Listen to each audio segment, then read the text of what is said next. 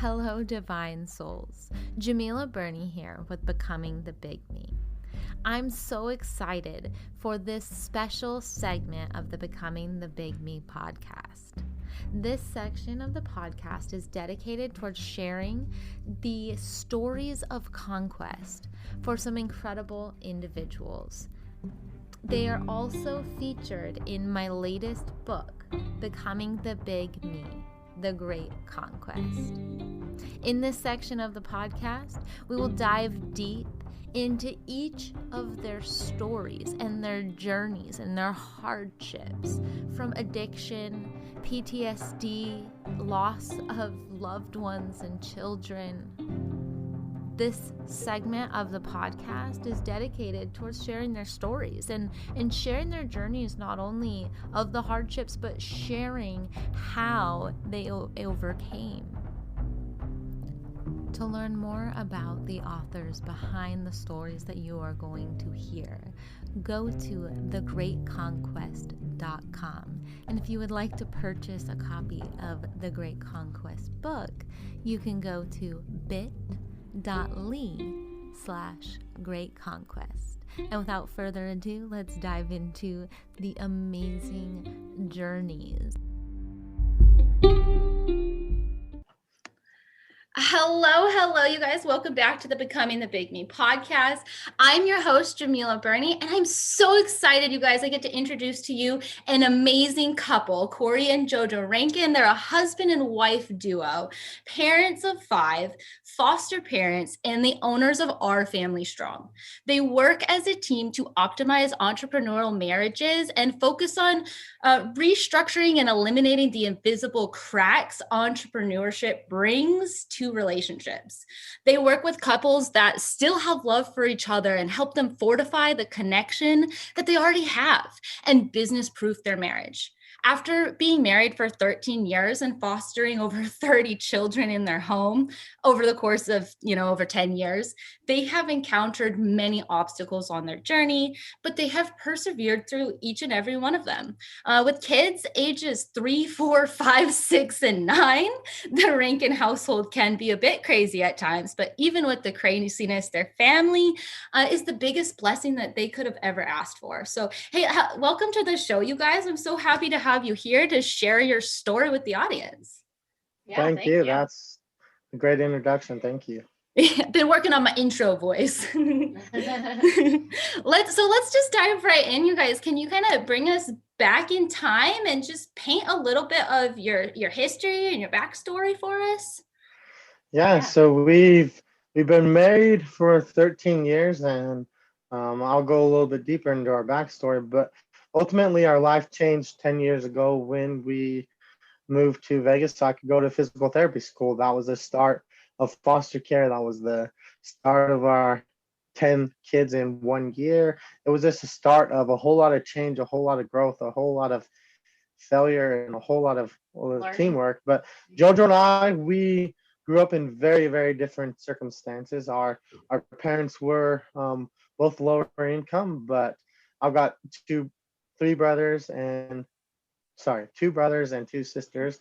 JoJo also has 2 brothers and 1 sister, and that was very unique because communication is something that has really defined who we are in our story and our journey, is because I didn't know how to communicate when I was younger. I played football, baseball, and I wrestled, and so my communication was nothing of value. It was, what are we doing this week? What do we need to communicate for football and stuff? So my family connection was good, but it was kind of incomplete because we didn't spend a lot of time really sharing emotions and feelings and hardships. And that's something that JoJo did a lot of in her home, except she was evaluating the relationships. And so our beginning started very, very differently. And we had a lot going on through high school, but after high school is when our journey really, really started. And so we met through a church activity. One of my friends from that church activity married JoJo's sister, and they introduced us. And so it's been quite a miracle that we even got together, because our relationship started long distance. And I think the biggest thing, because like Cory had kind of mentioned a little bit, was that So growing up, we were around a lot of dysfunction, a lot of interesting relationships, I guess you could say. But I would internalize everything, and I would put, okay, I would analyze every relationship that I was around, because I was so afraid of getting married in the future. And so I would analyze everyone's relationship. I would put them into two boxes. I would put them into, is this a happy marriage or a not happy marriage? And so as a child, all the way up until Cory and I really started dating, I would put these everything that I saw in the grocery store. I would analyze couples at church, everywhere I was. I would analyze them and put these things into these boxes. And so when Cory and I struggled to communicate in the beginning of our relationship because we were long distance, I would put these items into the same box. And so it was sort of a challenge when we started dating, because our relationship was new and we were trying to communicate, but our communication styles were so off. And that's where our journey really gets started, is because we both had a desire for a loving family. We both had a desire to be more than average. We both had an entrepreneur mind and we didn't know it. But as we really started to communicate and our relationship started to develop, that's where our story turned, because my desire to serve people it led me to physical therapy school. I had to make a move to go to physical therapy school, and that's where our family was built. I actually do not even do anything with physical therapy anymore. The Lord pulled me away from physical therapy 3 weeks before I was to take my licensure exam. I went a completely different direction, into full-time into our business. Before that, I was studying, I was navigating the kids, and I was doing our business on the side. But the Lord pulled me away from that 3 weeks before my test. And now I don't do anything with physical therapy school, but physical therapy was the foundation for building our family. And so we endured a lot of trials through physical therapy school, because I nearly failed out with foster care. We learned how to be new parents, and just physical therapy, as we look back at it now, was the source for our family, our connection, building our family in general. So we had a lot of experience through foster care, through physical therapy school, through JoJo's a nurse as well, and 2 master's degrees. So we had a lot going on in the last 10 years. But our family is built because of one choice to go to physical therapy school. Yeah, so I'm curious about that. JoJo, I know that you were saying that you had some of these kinds of reservations, it sounds like, from being in a relationship based on just what you had observed, growing up. So I'm curious, how did that kind of transition for you guys? Because you were long distance, and in this day and age, that's very, very common, especially with entrepreneurs to do the long distance thing. I'm curious, how did that kind of transfer or grow? Absolutely. It made us grow so well in a lot of different ways, through trial, of course, right? But basically, because I had analyzed for so long and I had put these into different boxes, the one thing that I always saw, that relationships that were, in my eyes, happy, they always talked. They talked all the time. They would talk after work. They would talk in the grocery store. They would talk all the time. So I thought at the time, I was like, okay, so I have to be talking to you all the time, and you have to know everything, and you got to tell me everything, right? And we do have to tell each other everything. Basically, if you've ever heard of John Gottman and the Love Lab, I was doing that from elementary school all the way up, like only in grocery stores and all that stuff, where you monitor people's behaviors, monitor everything. But basically, we had to have the conversation of, look, I feel broken when you don't talk to me about things. And it's not even about things, it's just in general. He wasn't a talker. His family he didn't grow up, and I'll let Cory share that in just a second, but he didn't grow up with verbal communication, right? Like, his communication style was different than mine. But for me, analyzing all these relationships, I thought the only way to have a happy marriage was to talk and to have those verbal communications. And so when I wasn't getting that in return, I felt broken. I felt like something was wrong. And so that's when Cory and I had to merge our 2 types of conversations and our 2 types of communication and actually get on the same page. And so she wasn't broken at all. And so her transformation occurred over 6 months. We talked nearly every day, and I really struggled with it for the first little while. We would talk for multiple hours after work and things like that. But it was really a challenge for me because after 5 minutes or 10, certainly by 15-minute mark, I was kind of backpedaling. I was trying to do whatever I could to get off the phone. And back in the day when Verizon had the minutes restriction, you had to wait till after 9 o'clock to be unlimited. So I did my very best to start the call before 9 o'clock, so my I'd be saved by my minute limit. And I did the best to start after 9 o'clock, so we would have all the time in the world. Eventually, it got to the point where I just realized how incredible she was, and I realized how much of a blessing it was for me to be able to talk to her for those moments, for those little bit of time, because we only got to see each other maybe once a month or every 6 weeks or 2 months, something like that. It was only just a handful of times that we had any face-to-face interaction.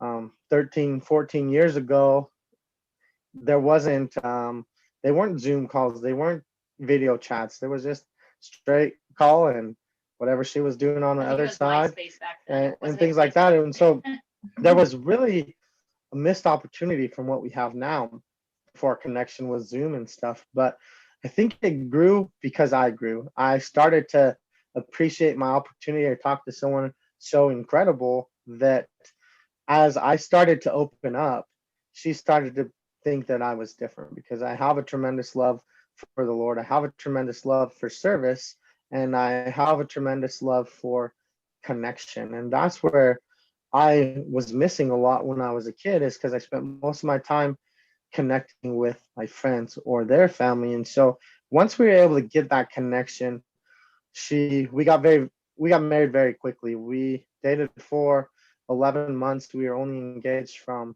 February until May. And so things progressed very, very quickly when I stopped being the burden and allowed our relationship to progress. And so the first 3 years of our marriage were incredible, because we just had a desire to be a team and to grow, but we didn't face any real challenges at that point yet. And I think at that point, because I was so intentional and about like teaching Cory about like all these frameworks I had learned over the years, and how obviously there are different boxes, and we all understand that now, right? And obviously through life and stuff like that. But as a child, I would explain to Cory everything. Like, okay, when people are in the grocery stores, I look for this. I look at this stuff. And these are the things that I want to be treated, how I need to be treated. And so these are the things that I feel bring a healthy relationship, because divorce is not an option for me. Like, I won't do it. And so that was the biggest thing for us. And so as we worked through and talked about the different frameworks and the different things to help us, that really helped us be intentional with each other. So the bottom line is, she allowed me to become a better individual. And as I became better, that broke down her barrier, her fear, her worry for marriage. And the biggest thing with her fear of marriage and relationships was she'd seen so many, and she had associated marriage equals problems. And when she realized that I would not be a problem, that I would care for her, that I would love her, and that we had the same goals of Christ and family and marriages for a lifetime, those are some of the things that started to break down those barriers.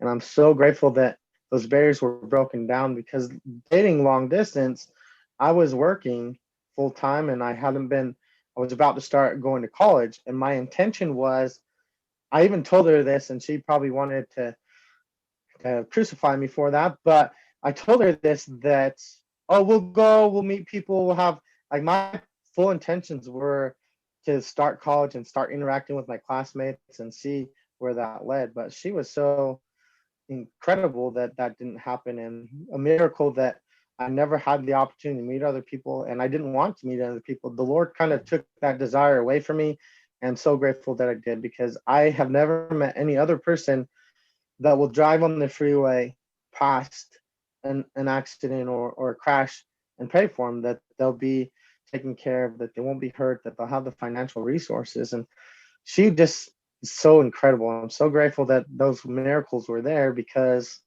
I would have missed out on someone and something so incredible. So that's kind of how we broke down that barrier. She forced me to be better, and because I was better, she decided, okay, marriage is okay.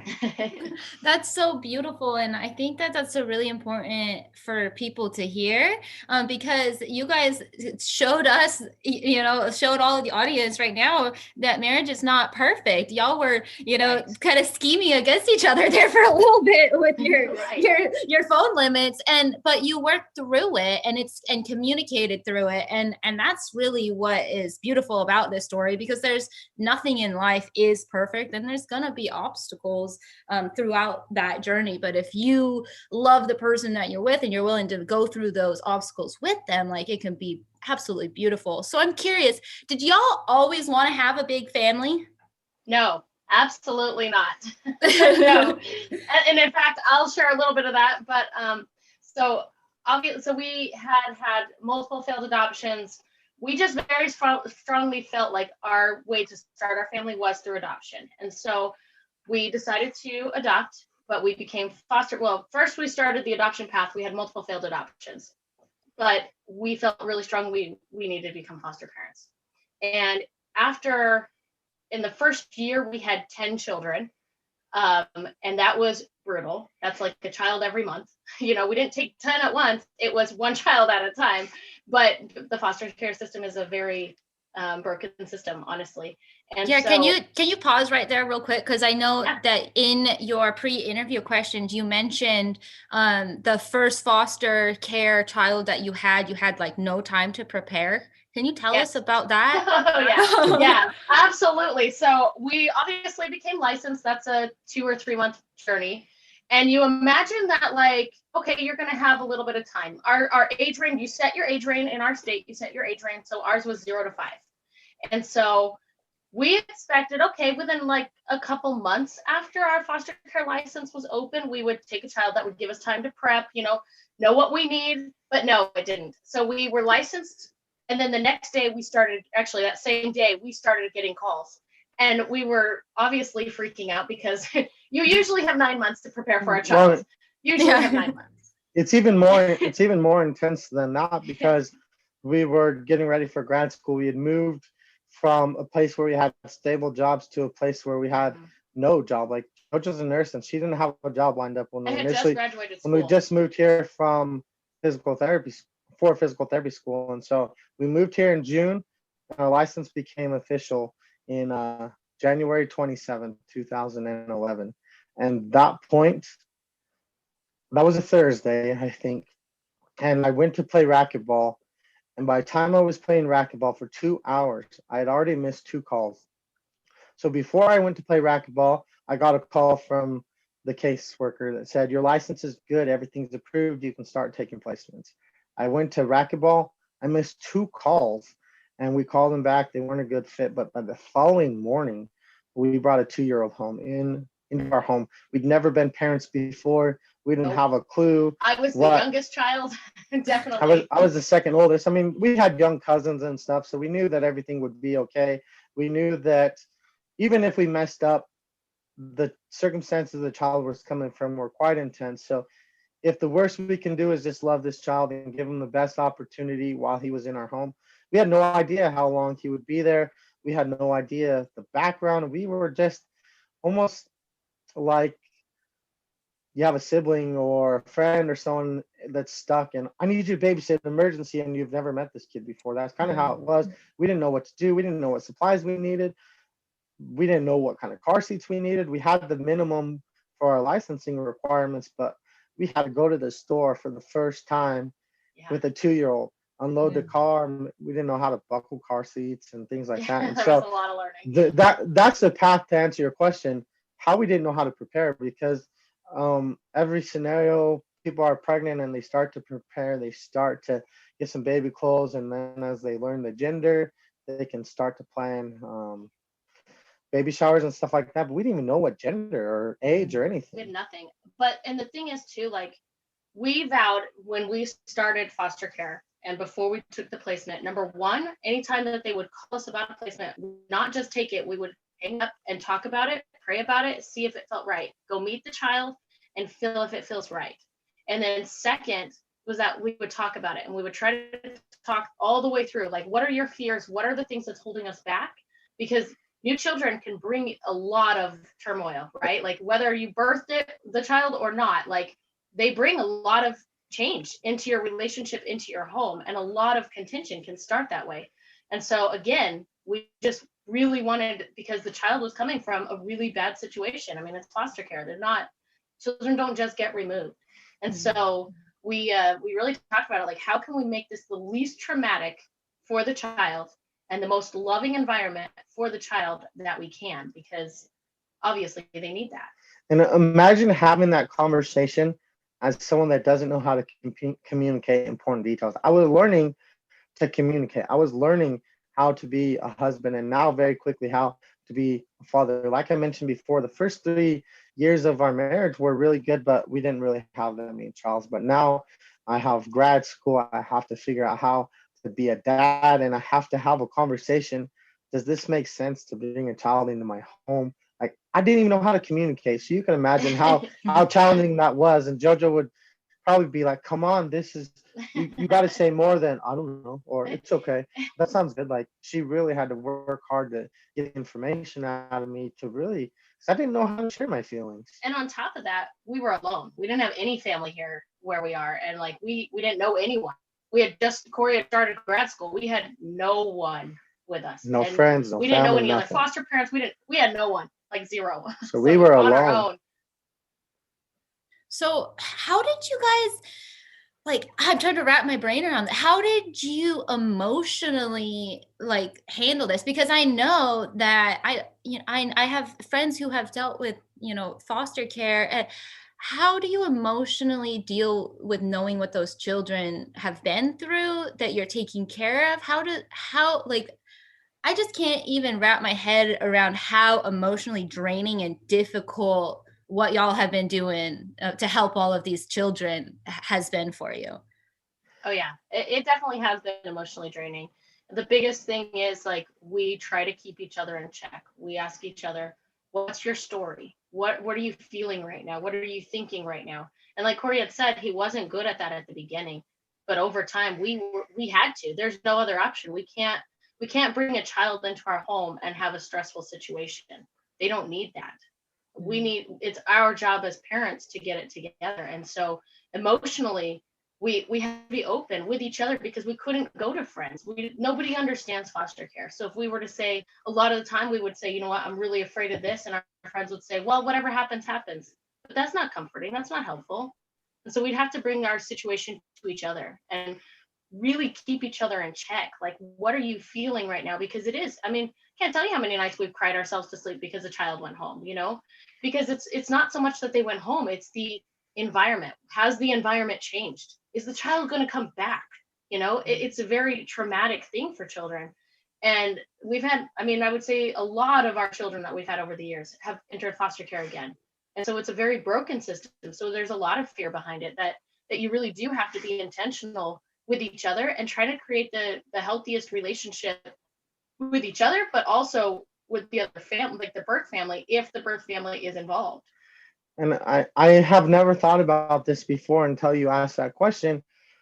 The Lord really blessed us. So the first 10 children we had, that was challenging and it was emotional, but that was the easy part. Quick. It was the other 20 children that really were the emotional ties. And what I mean by that is the first child we had for 3 months, and then he went to another foster home where he could be with his 5-year-old brother and his 7-year-old sister. And so that was a blessing for us that, okay, he was in our home and that was a better circumstance than he came from. And now he's going to a circumstance that's better than what we can have.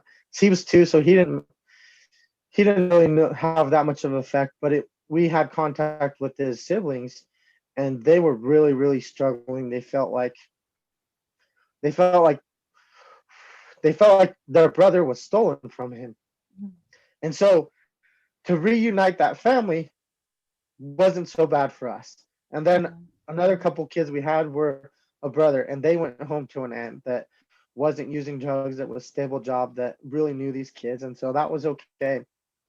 And then we had a set of 3 that went home to their dad. The mom had the care of them, and she's the one that had the children removed, and the dad, he was working on education and he had employment, and so he didn't even know where, just the circumstances, he didn't know where his kids were, and so the state was able to track him down, and he was able to care for those kids, and that was a good story. So our first 10 weren't so bad because they were short term and it was hard, but we had some time to process. And one of the things that makes the foster care system broken is the kids are so there's so many kids in care and not enough resources.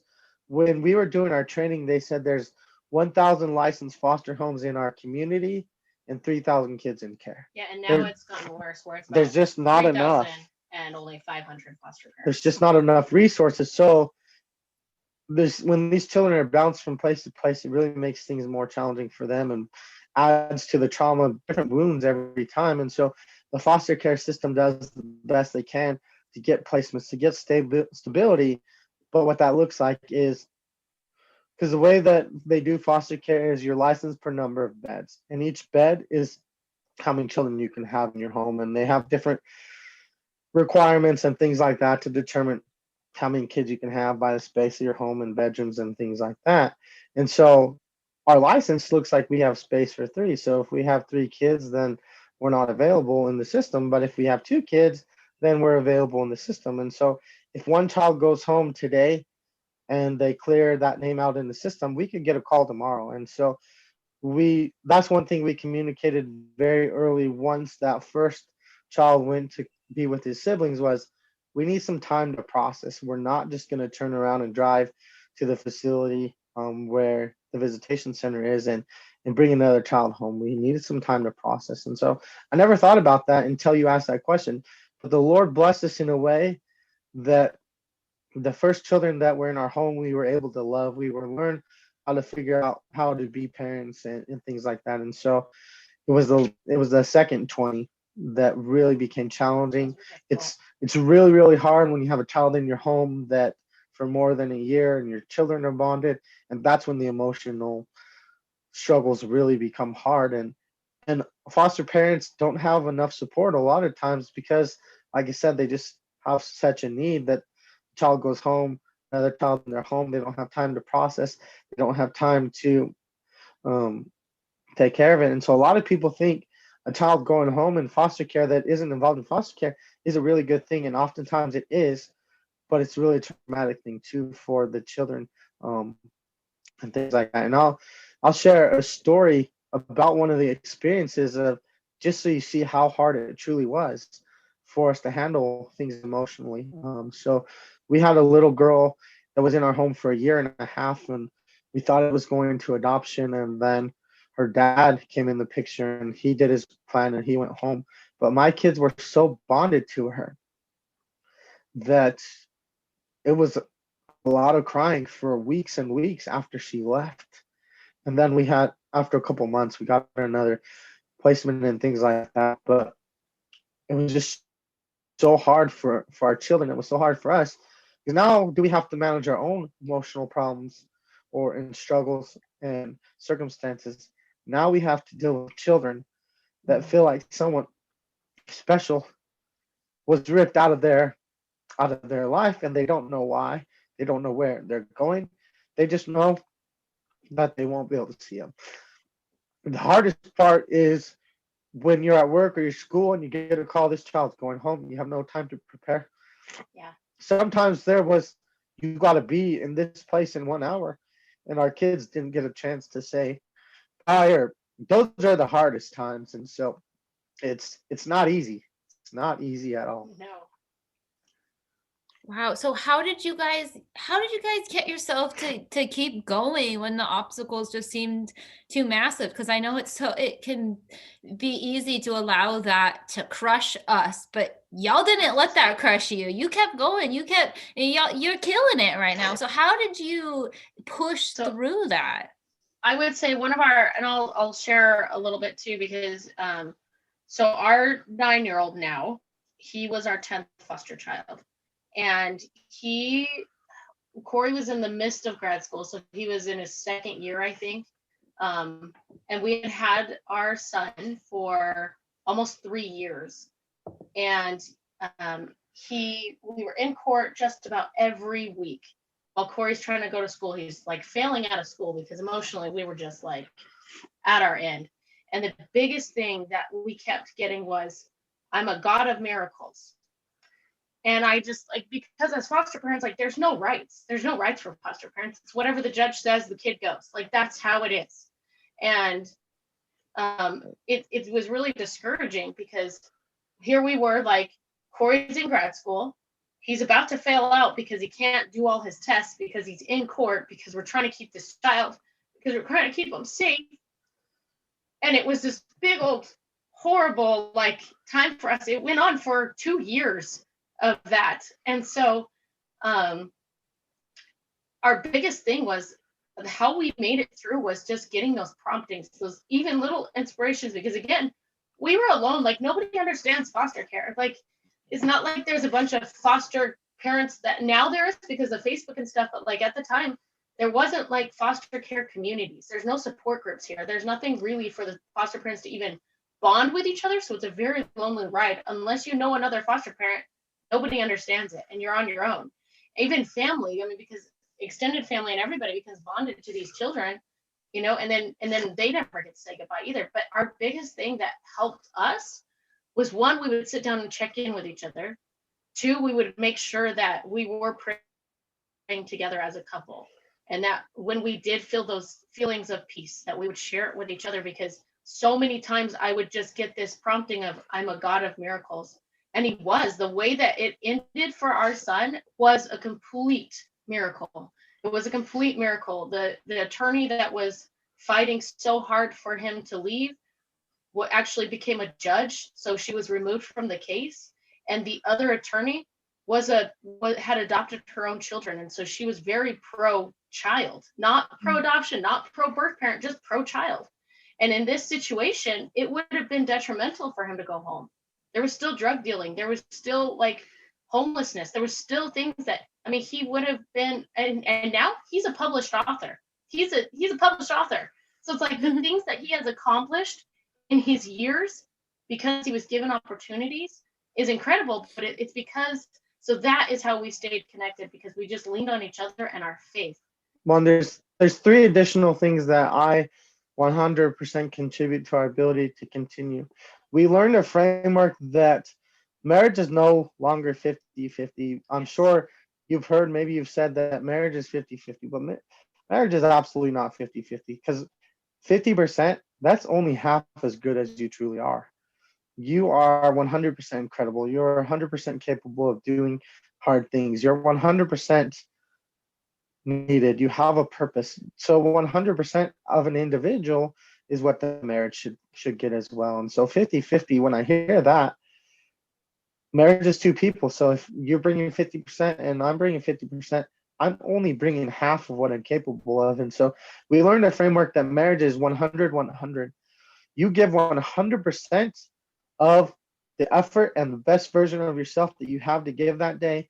And when your spouse gives 100% of the best that they have to give today, hopefully when a day that JoJo's very low and she can only give 10 or 20 or 30% of her best version, hopefully that's a day where I'm closer to 100%, where I'm closer to 70. And if she's having a tough day and she can give 30% and I can give 75% of my best effort, and I can boost her up, and I can love her, I can support her, I can meet her needs and her love language, we're better than 100%. In that scenario, we're 150 or 125%, and that's much better than 100. And so if we think of it as marriage is 50-50, we'll never bring the best version of ourselves, because when someone's low, that's when, instead of turning to each other to be elevated, we often will have arguments or disagreements or feel like people aren't carrying their weight. But as soon as we take score, as soon as there's a mindset shift that marriage is 100-100, you can bring those loved ones, your children, your spouse, along with you on the days that are hard. So learning that framework of 100-100 was super helpful.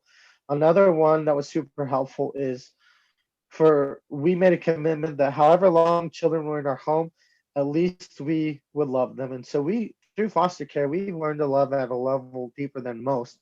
And that has allowed us to go forward, because there is so many children that need us. being a God of miracles, prayerful about each scenario that we take. But I think the biggest thing that has allowed us to continue is my now 9-year-old loved every one of these children that came into our home. And he would instantly adopt them as a brother and sister.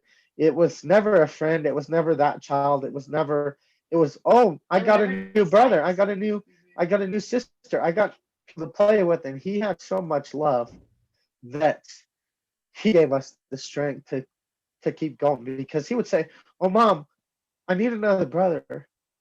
I have a sister out there. I have a brother that is coming to our home.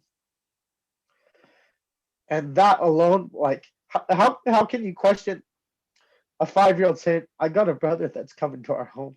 You can't. And so those 4 things, I think, is what has given us the ability to push forward, is just God, our understanding of a framework that when I'm not my best, you can make me better. Wow. You got the waterworks going over here. It's so beautiful, because I don't know if y'all know about me, but I have a 9-year-old daughter, and I was addicted to drugs myself. So some of the stuff that y'all are just sharing has just really moved me today. I have a belief that sometimes, the hardest obstacles for us to overcome, and those hardest things for us to traverse through, are what makes us who we are and what give us the best lessons in life. And the most amount of strength in the end. Exactly. Can you share with me what y'all are the most thankful for, that you JoJo, have learned, absolutely, JoJo. that you have learned while traversing through these obstacles? I think our biggest thing is to, well, there's probably a couple things, but number one, doing family councils.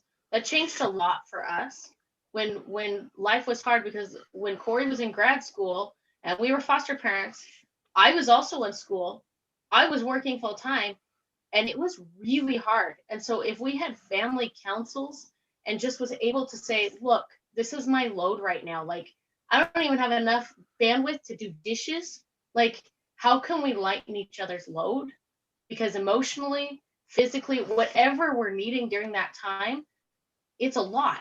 A lot of the time where we're going through these trials, like, you don't have enough bandwidth to even stand up sometimes. And you're just like, you just want to sit there and stare at the wall, but you can't, right? Like, we have to get up.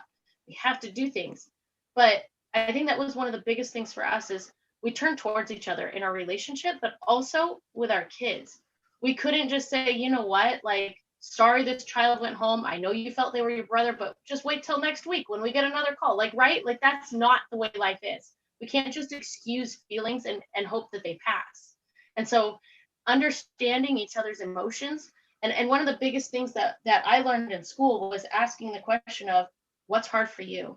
And so if you ask your children, if you ask your spouse, what's hard for you? What's difficult for you? What's a challenge for you? What's uncomfortable for you? Any of those type of questions, the amazing response that you get is incredible, because sometimes you just don't even expect that would be their response. I have a little story, and it's kind of off topic, but it'll be short. But during COVID, right, like, every school is shut down overnight, so kids don't get to say goodbye. Nobody goes back to school. We have an entire year where our kids did not go back to school here. The schools were shut down until I think it was April, and we ended in May. So, like, they had a month of school. So anyway, so our son, so we're sitting in the treehouse and we're doing the what's hard for you. And we're sitting in the treehouse and we're eating popsicles. And I get to he was in what grade was he in when COVID started? Second grade? Second grade. He was in second grade when COVID started. So the schools had just been closed. And I just told him, hey, you know what? The schools are closed. Like, you're not going back to school on Monday. Yeah. And so I said, so what's hard for you? And we were in on the circle. And my son said, what's hard for me is that I'll never say goodbye to my teacher. And I was like, why in the world would that be what's hard? Like, I didn't say this, but I'm thinking, why in the world would that be hard for you? How is that the challenge? I would have thought it would be your friends, or like, I'm scared, I don't know what's going to happen, like anything like that. But it was the teacher. But if you boil down the teacher, how many adults has failed him in his life? How many? I mean, we were his second home as foster parents. Like, he not only did he have birth parents fail him, caseworkers fail him, other, like so many things fail him in his life. Of course, an adult not being able to have that closure was his hardest thing, because he liked his teacher.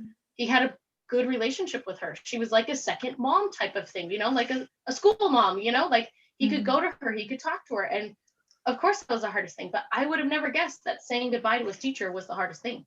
And so, of course, with that, I was able to get the closure for him. We were able to message her and, have conversations with her, but it was like that unknown of, oh no, another adult failed me. That was big. And so the biggest thing that we learned was having those family councils, talking through, what are you feeling? And yes, sometimes teenagers, sometimes husbands, sometimes people don't want to share what they're feeling. So then word it differently and say, what's uncomfortable for you? What was a challenge today? Instead of how was your day? Oh, it was good. Yeah, and for me, a lot of people say, oh, the Lord won't give you more than you can handle. Your trials won't kill you. And I think that's been something that I've learned, is that we are incredible. We can do hard things. Yes. All of us. The Lord will guide you and you can do all things through Christ and things like that. But I have survived 100% of the trials that I've experienced. I'm still here. I still have another day, thank goodness, to serve, to love, and to become the best version of myself. And so for me, went through some things that felt pretty impossible. It would have been quite easy to give up. The fact that I graduated PT school with a doctorate of physical therapy during all of this is a miracle in and of itself. But there were so many opportunities that we could have quit. We could have quit on these children. We could have said, oh, this one's too hard. We can't handle this, and things like that. There were so many opportunities that felt impossible. But as we just kept moving a little bit, even if it's a half a step, even if we could barely get our foot off the ground, even if we have to crawl or roll, if we just move forward, eventually these struggles will be temporary. And so that's the biggest lesson that I learned, that I can do incredible things, that I can become better, and that trials don't have to be something that is negative. They can be something that makes me better. I'm not a business owner. I'm not a present husband and father if I don't navigate foster care, if I don't navigate nearly failing out of PT school, if I don't I'm not who I am today. I'm not having the impact without those experiences. And so once I learned that life doesn't happen to me, I'm not a victim, life happens for me. These experiences that I have, whether they're hard and they're not pleasant, they're not something you wish on your worst enemy, they have set me up for it. And so, like, just one example of that is I don't do anything with physical therapy anymore now. And grad school is so expensive. I have more debt for physical therapy school than I do on my mortgage. And that is just something that happened. And at periods of time through this, I questioned, God, why did I have to experience this? Why did we have to move for physical therapy? Why did I have to nearly fail out? And now I don't even use it. Why couldn't I just go straight to serving families? But we wouldn't have our own family. If I don't go to physical therapy school, we don't move from Utah to Nevada. We don't ever start foster care. We don't serve these children, that some that stayed forever through adoption. All 5 of our children are adopted. Others that went home to better circumstances. We don't have these experiences without physical therapy being the foundation. Physical therapy is actually the source that led us into our business, because we were at a physical therapy conference when we decided that we have skills that the Lord has blessed us with that can serve others, and we became entrepreneurs. It was because of a business physical therapy conference. And so now that I look back at it, I'm so grateful for physical therapy, for getting in, because it's quite intense to even get into physical therapy school. And I was an average student. So the fact that I got into physical therapy school, I made the connections that I have through that conference and through the business. And now we don't have family around, but we've had family in our entrepreneur space that we've created, that have bonded us, that have really carried us through these things. So my biggest takeaway is life doesn't happen to you, it happens for you. And when we can change our mindset from scarcity, oh, this sucks, why does this happen to me, poor me, and like a victim mentality, to life is happening for me, who can I serve, what can I learn, where can I grow, that has helped us get to where we are today. That has helped us to be the for me to be the husband and father that my children need me to be.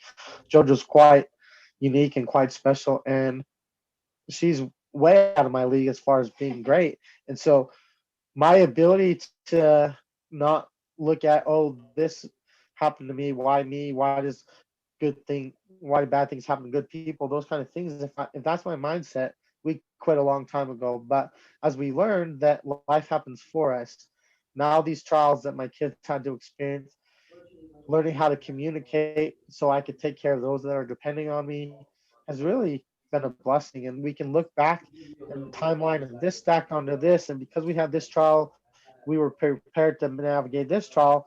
And if we take out some of those trials, that was too overwhelming. I didn't have the character, I didn't have the strength that I needed to endure some of these additional trials. And so it was a building block. All of my challenges, and people here in the entrepreneur space talk about all the time that your mess becomes your message. And things were quite messy for us for a long time through physical therapy school. There was a 4-year period through physical therapy school that our marriage really was tested. And what happened was is we grew together and not apart. And now I feel like we could navigate, we could dominate anything. There's going to be no trial that is going to be too hard for us, because I now know that these experiences are working for me.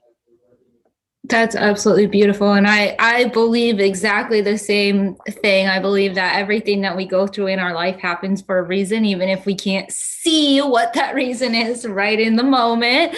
But I'm curious, because you guys are doing so much right now. Like y'all have your books. I know there's a podcast. Y'all are helping families. And I know that all of this sparked from you traversing through this this decade of foster care and helping all of these children and growing together as a couple and as a family, and your passion to help, expand that to others. How did entrepreneurship happen for you guys? It was, again, another like prompting.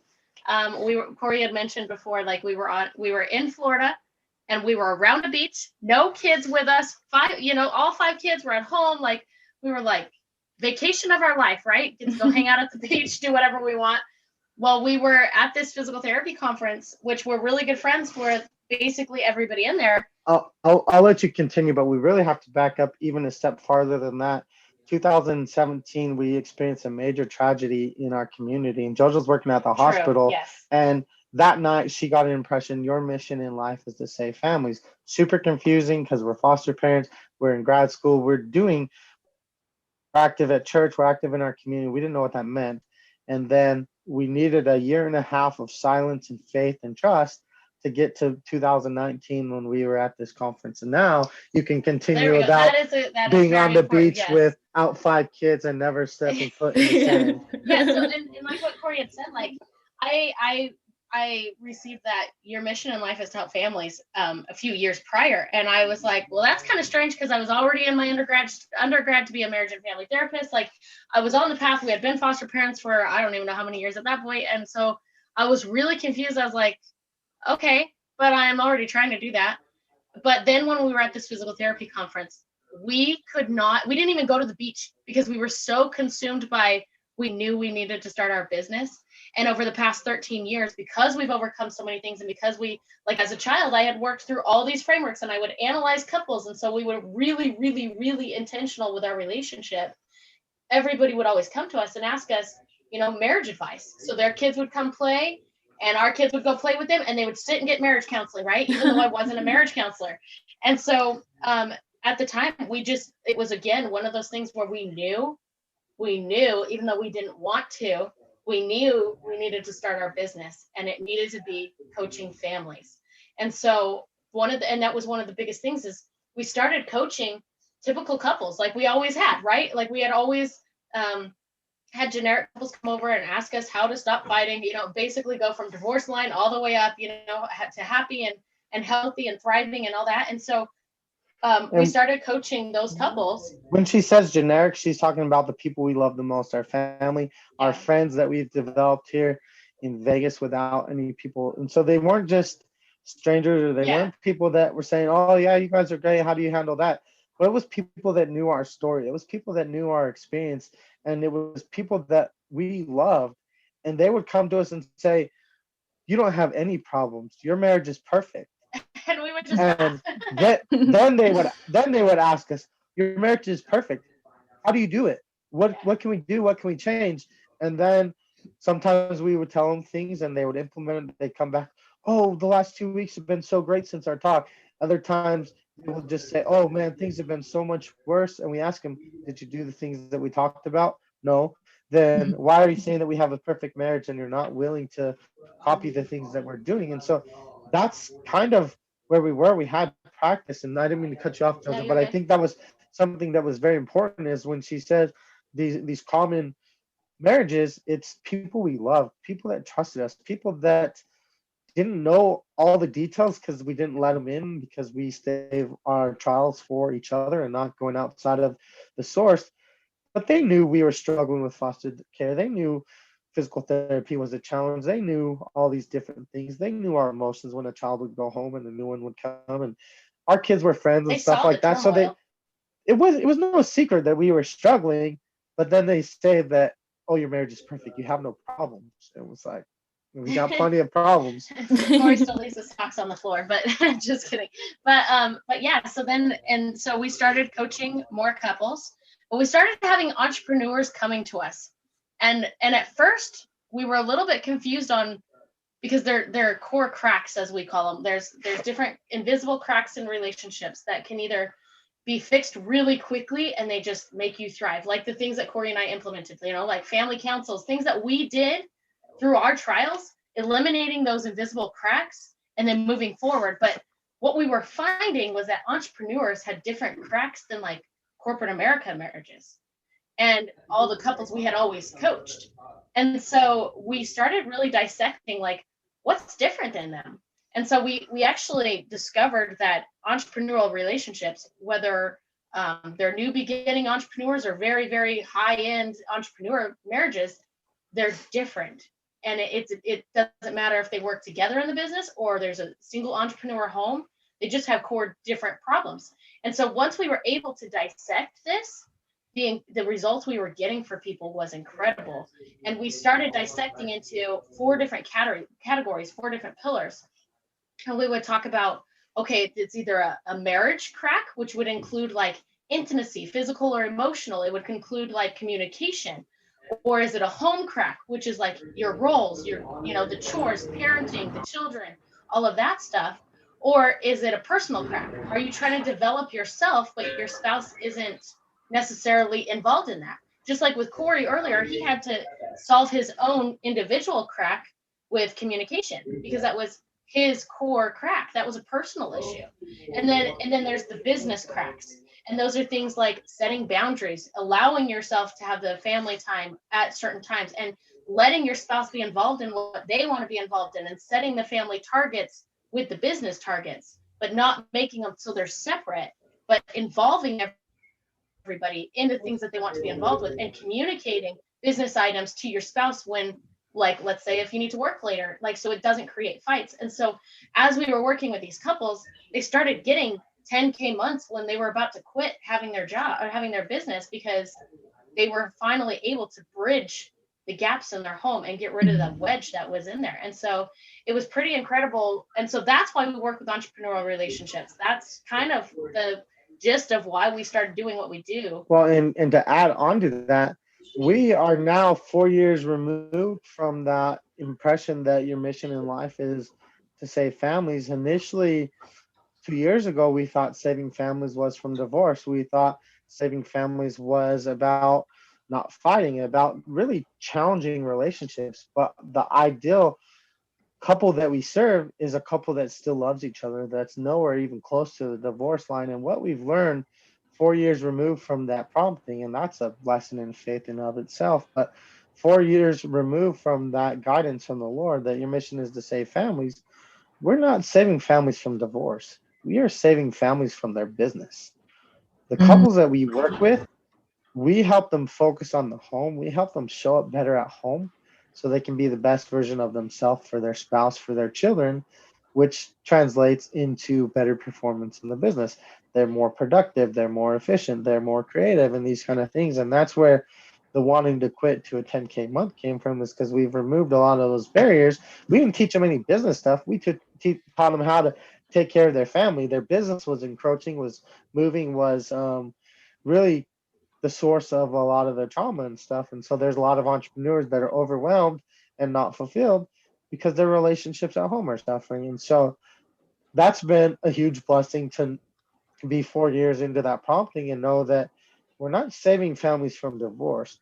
We're saving families from the business. Or business. So we help entrepreneurs business proof their marriage. And what I mean by business proof is every entrepreneur that I know started their business, or most of them started their business so they could have freedom, both financially and time freedom, so they could better provide for their family. Or, like, for instance, a healthcare provider wasn't happy with the way that things were serving.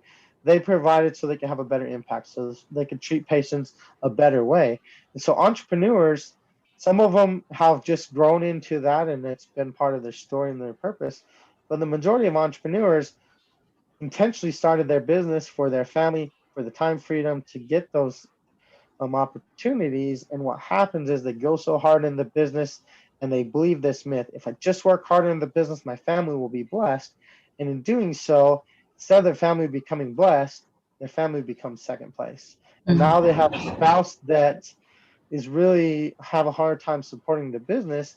The entrepreneur thinks, oh, my spouse doesn't support me. They don't like the business. No. They don't like being second place.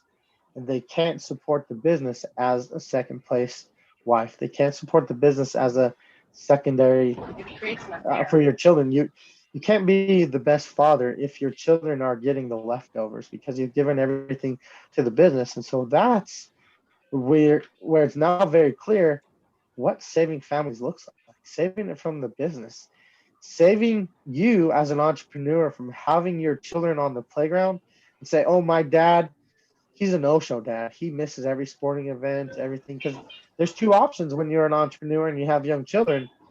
Your children can tell their friends that, oh, my dad is the cool dad because he's there, he's present, he gives me the attention, he gives me the time. Or he can say, my dad is no show. He works so much, he misses everything. He's not home for dinner. He's not home when I go to sleep, and those kind of things. And so that is very tough. I don't want anyone to have that experience if they were overhearing their child on the playground at school. Oh, my dad is not present. My dad is a no-show. And that's what happens unintentionally for a lot of entrepreneurs. They go so hard in the business, but their relationships at home become casual, and JoJo and I like to say that casualness equals casualties. The relationships that we have need intention. They need purpose. They need action. They need work to maintain them so they're good. And so when we become casual and our date nights start to fade, our family meals start to fade, and those kind of things, that really takes over. And the reason we talk about cracks is because if you think about a foundation or a sidewalk, you see a crack in the sidewalk, it's not a big deal. You can still walk on it. It's visible, and there's the damage is micro. But as these cracks become more and the sidewalk starts to split and these tree roots start to elevate, now you've got a sidewalk that is a danger, that is a problem. And that's why we focus on cracks, because you have invisible cracks and you have invisible and visible, both. You have cracks that you know are a problem or need some more attention. And then you have things that are the source of the contention or the problem, but you don't notice it or you don't recognize it or you've blown it off, things like that. And so our experience through foster care, through nearly failing out of PT school, had put us in a mindset where we could build connections. And as we built connections, we learned our true purpose. And everything that JoJo and I do is to make sure that children have the best opportunity to be raised in a two-parent household. We know with our experiences, we've seen a lot of destruction on families. So we know that when possible, a lot of times the best outcome is when a child has the support at home and have a solid foundation and they're not worried about divorce. They're not worried about having to spend time with this parent or that parent, and they're just not have this time. And we know that there's circumstances where there's single parents and there's a lot of single parents that are incredible and actually better parents than those that are married and stuff. But we want to close that gap. We want children to be raised in a two-parent home. And our method is to do it from the top down. If we can build stronger marriages, we'll build stronger families. If we can take entrepreneurs that are unfulfilled, that have a huge purpose, that are solving problems and having a huge impact for other people, but are unfulfilled, their impact is minimized. And so if we can build a stronger family, we can build stronger entrepreneurs. And entrepreneurs, I believe, is who is going to change the world. Entrepreneurs solve problems, and they are the ones that will help us navigate a lot of this chaos in the world. And so we need entrepreneurs performing at a very high level. And so our method for that to happen is strengthen the marriage, work from the top down. As the marriage becomes stronger, the parent-child bond becomes stronger. As the parent and child bond becomes stronger, the siblings bond becomes stronger. And what happens with that trickle-down effect is now you have children that are confident. Now you have a child like mine who was homeless and on and off the street to now he's about to go into he's not even in kindergarten yet, and he's just about to read and stuff because he's been in an environment where he's been loved, where he's had support, and where he's had the confidence to know him. And that's the story of my 4-year-old. He's been in pre-K, he's been in school, he's just about ready to read. I'm gonna have 4 years of kindergartners with the age grade, and so I just finished kindergarten for the first round. I have a 5-year-old that's going to start kindergarten in a couple of weeks. My 4-year-old, because of his birthday, won't start kindergarten this year, but he's ready to. He could outperform probably any of the kids in kindergarten. And I'm not saying that in a prideful way or bragging, but I'm just saying that as an example of what happens when children have a solid foundation. This child entered our home with a mother who was homeless, who was using drugs, who was depressed at 16 months old, that couldn't communicate because he had so much trauma in his life. And now he's had the support, he's had the therapy, he's had the things, and now he's a 4-year-old that's just about ready to read. And he knows everything. Like, he's way more qualified for kindergarten, and he has one more year to learn and grow. And that's what happens when families are strong, when we put our focus on taking care of things at home first and allow the business to be second. We have much more powerful people. I love that. And I have a lot of entrepreneurs that listen to this show. So I'm curious, if you were to give just one, I know that it's more convoluted than this, but if you were to just give one piece of advice to the entrepreneur parents that are listening, what's one thing that you would advise for them to help build that family relationship? I would say the 4 C's. And so the 4 C's is communication, counsel, calendar, and commitment. And so what I'm talking about, so a council, have family councils, talk about the things that you need, the challenges that are coming up, the struggles that you have. So that's a council. Give every family member the opportunity to share their needs, to learn about what's going on in the business. Because what happens for entrepreneurs is they oh, this is a launch week, this is a busy week scaling, I'm an accountant and this is tax season, whatever it is. There's these periods where we're just not going to be in the home. We have to work a little bit longer. Our kids don't have our time and attention. And a lot of times our family doesn't know when those long days are as an entrepreneur. Our spouse doesn't know if we're going to be home for dinner that night. And so a family council gives you the opportunity to get everything on the same page, to make sure everyone participates, everyone has an opportunity to share their struggles, to share what they're worried about, what they're concerned. And then calendar is the next C. Put your family on the calendar first. As an entrepreneur, in most scenarios, you have a pretty good control of your calendar, or that's something you're progressing into to get that freedom.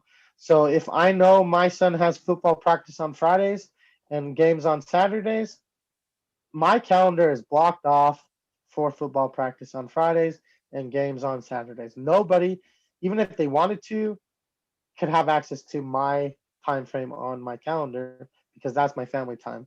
I know that we have a meeting for the children have speech on Tuesdays and Thursdays. My calendar is 100% blocked off for that. And those are things that if I had to pass that burden on to just JoJo, she would be overwhelmed. She wouldn't be able to be the mother that she wants to be. And so me as an entrepreneur, when I put my family on the calendar first, it goes a long ways. That prevents them, or at least it's a good start from preventing your family from being second place. So that's the two C's, the counsel and the calendar. And then the next one is communication. Just say when things are hard, say when things need to change, and then commitment. Just be committed to doing more, being more, serving in a way that takes care of your family first. Commit to your family and not to the business. I'm pretty confident, and I would challenge anybody that wants to doubt me on this, that if you will put God first, your marriage and your family second, your business will be significantly better as third place. If your business is third place and all the other things are in order first, God and your family, your business will accelerate. I would challenge you that if you are struggling in your business, if you're not having the revenue that you want, or you're stuck, or you're not scaling, see, are you 1, 2, 3 with God, family, and the business, or are you 3, 2, 1, the business, then the family, then God? Because if we neglect our spirituality and our growth and our connection with God, and we neglect our ability to be with our family and take care of them and really build bonds there, our time is limited. And so we can always make more money, but we can't always make more connection with our home. So the fourth C is the commitment and connection. They kind of go one in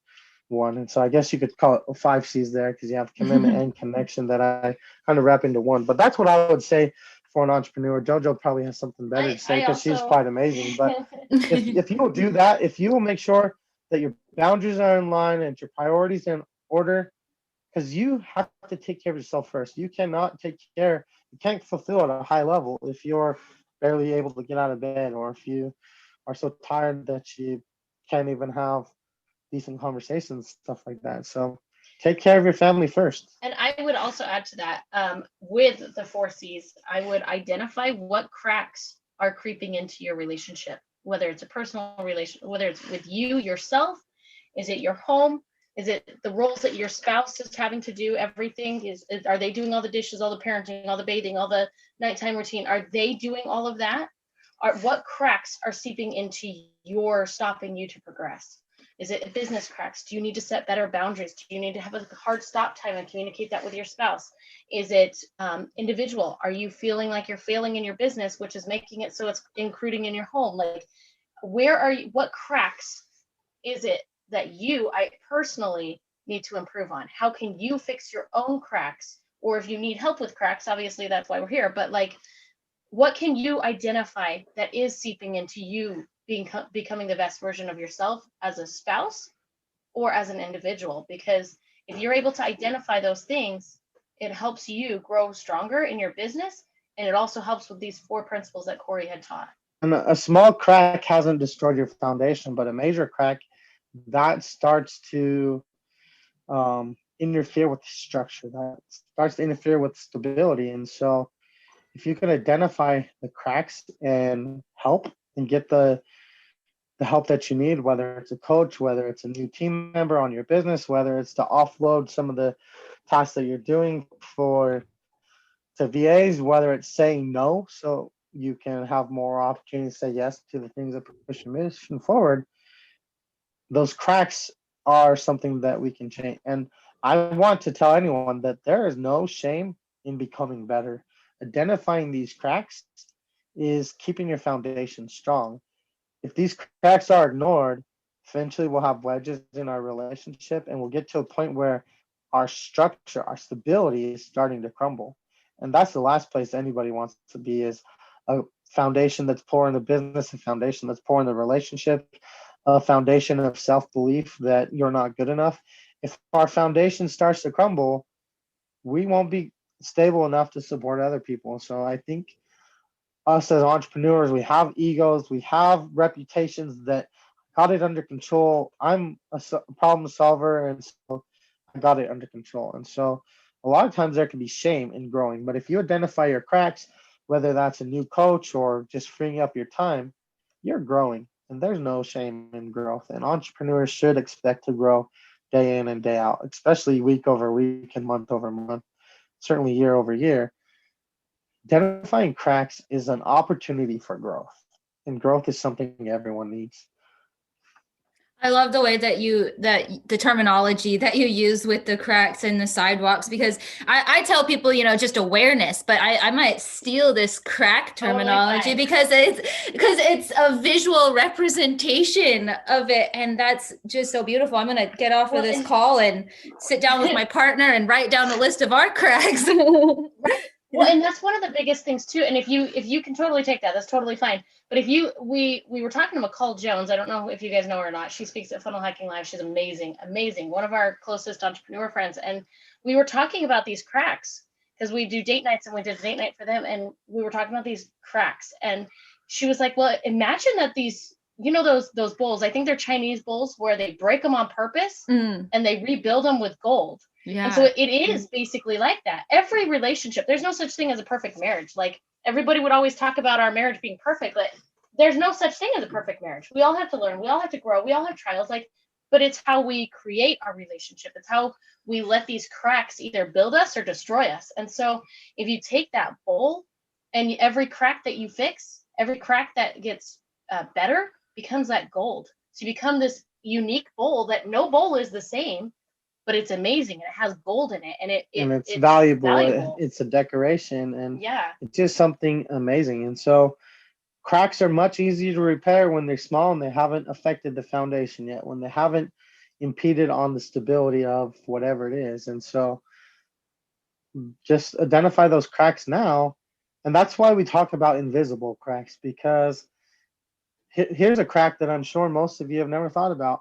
If you're a male and you feel like your intimacy is not as frequent as you want, I'm pretty confident that the reason that is because your emotional connection with your wife or your significant other has faded. And that's an invisible crack that most people aren't associating with. I'm working so much in the business, so I'm not having one-on-one time with my spouse, and my wife doesn't feel connected to me. She's overwhelmed with the kids. She doesn't want to be touched, a hug or handheld or anything, or even a deeper level of intimacy if she doesn't feel connected for you, if she doesn't feel valued. But a lot of people don't associate that with, oh, this is why I have the circumstances I am, because it's a crack that appeared here.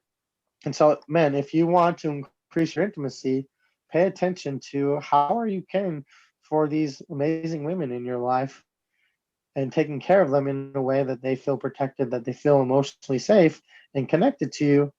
And if your intimacy is fading, evaluate that. See if that patching that crack before it becomes a huge wedge changes things for you. And so that's the same thing with that's the most extreme example that I can share, is that's something that people relate to, and it's something that evaporates very quickly in a lot of relationships that are overwhelmed, that are overworked.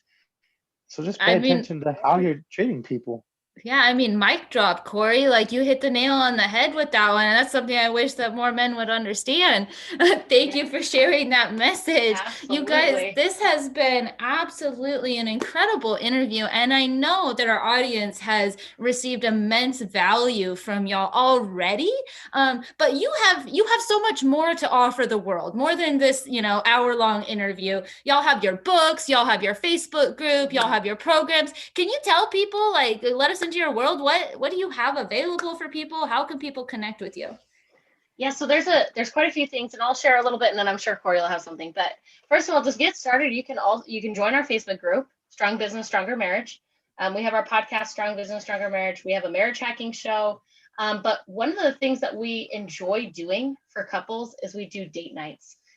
Before we will coach couples, obviously not every couple is a right fit for us, and we're not a right fit for them. Some couples need deep therapy, but for the most part, for entrepreneurs, it has been incredible to see how their business and their relationship and their whole home changes when they just change a couple things. And so we do date nights for a lot of couples.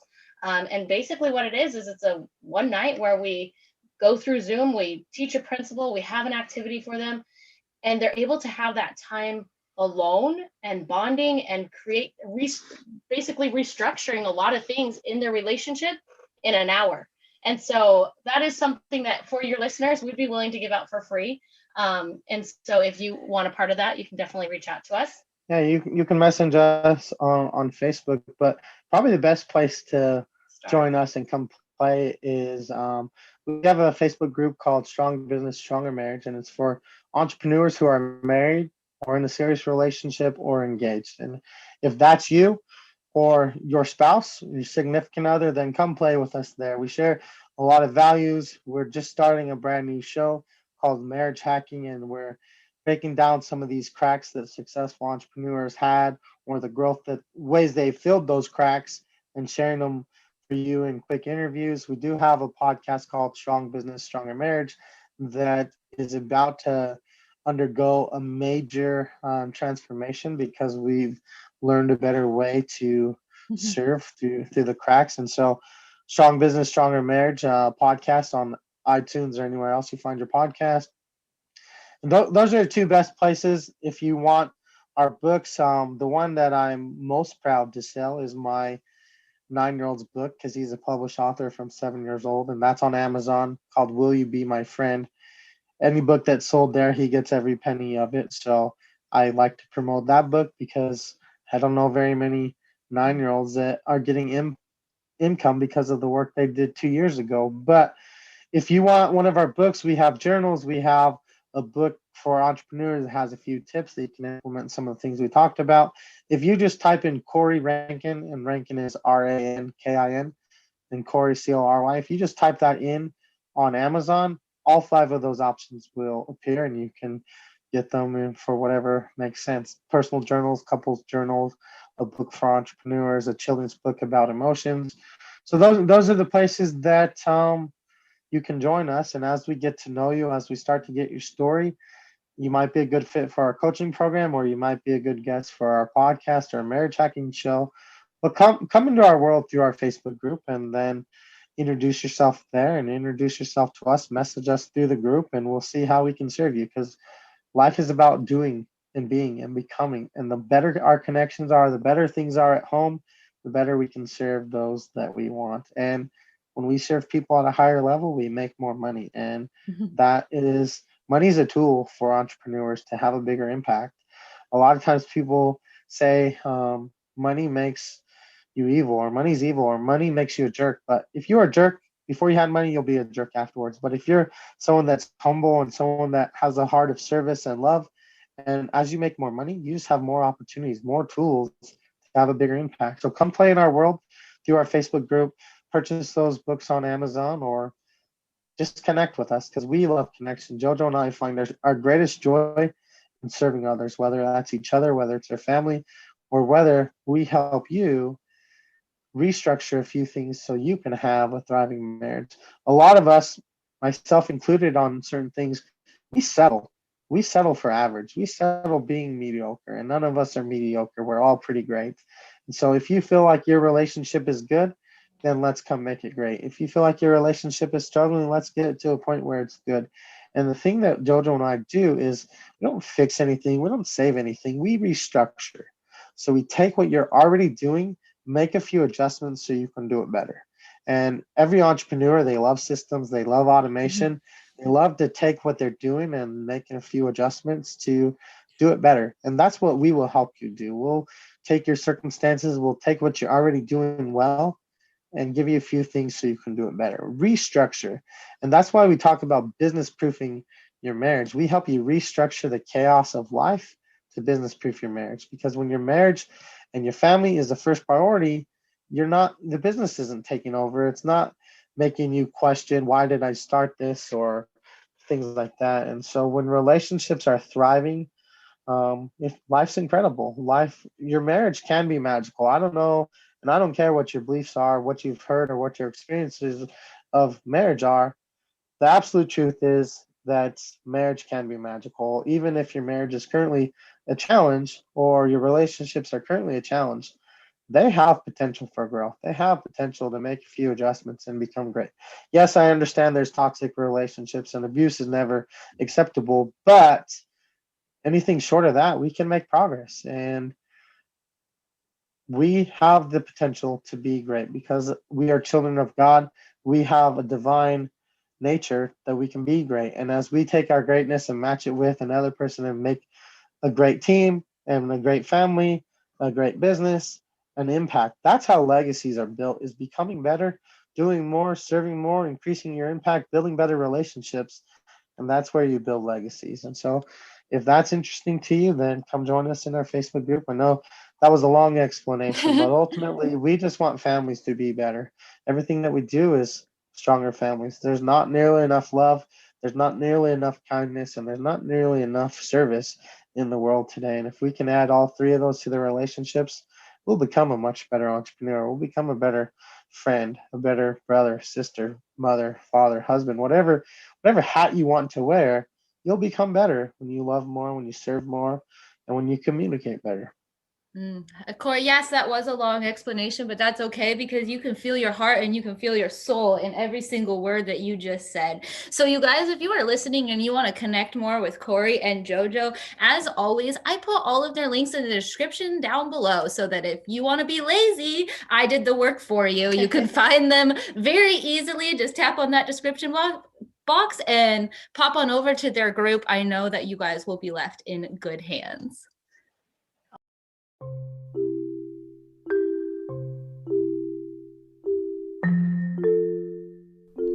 Thank you so much for tuning into today's episode of the Becoming the Big Me podcast. I know that you found value in hearing this story today, and I would love if you could show your support by going and grabbing a copy of our book. And you can do so by going to bit.ly/Great Conquest. You can also go to www.thegreatconquest.com for more information about each of the individuals involved in this process. Thanks again for tuning in.